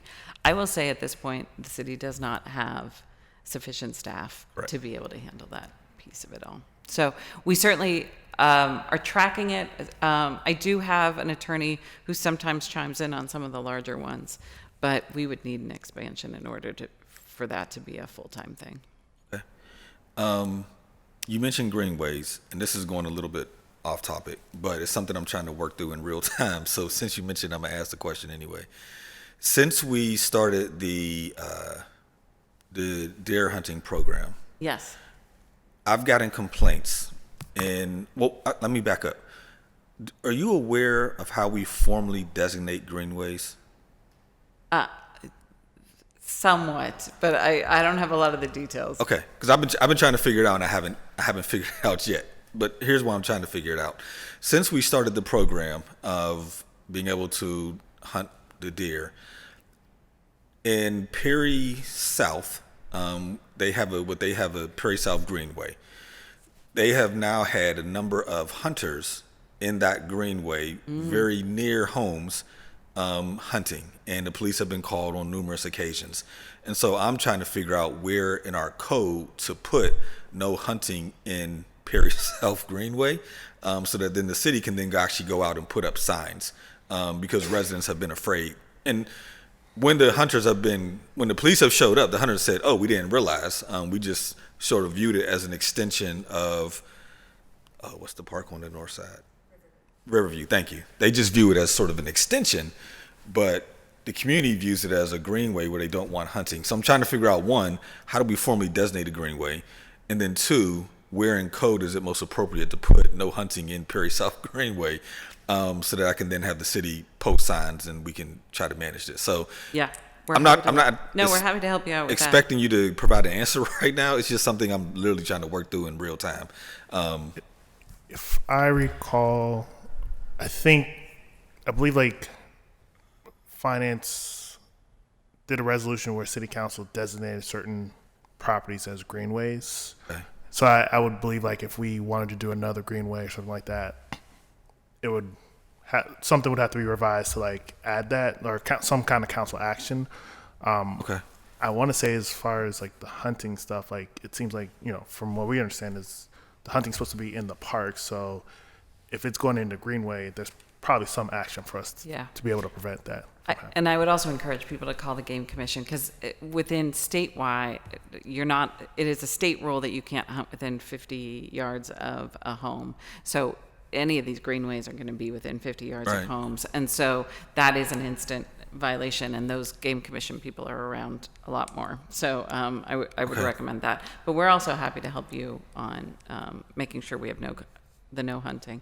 Even within Riverview, the only people who should be hunting it are the 15 designated designated, right. archers that are carrying city badges with them. So it shouldn't just, shouldn't be just anybody. So fortunately, there is a lot of illegal hunting that happens at this time as well. So so I hope people, hunt on areas that are much safer. Go to the game lands. Okay, thank you. And then lastly, we've had conversations over the years about how much work has to be outsourced from our law department. Any thoughts, concerns there? Are we bringing more work in-house, or I mean, I know there are specialties where we've come to the table on a couple of occasions and say, hey, look, we need this expertise in order to be able to do this work, such as challenging the nonprofit statuses. So I fully get it. But is there any additional staffing that could potentially help with the need to not have to outsource as much? I think another big area that we have right now is some on labor and employment and in the contract negotiations. But I will say sometimes that's been really helpful because, as labor negotiations occur and you have grievances after grievances, there build up relationships. Getting somebody outside of that, I think, is helpful. We are trying to only use it in times where it is such specialized knowledge that we would never be able to get up to speed in time.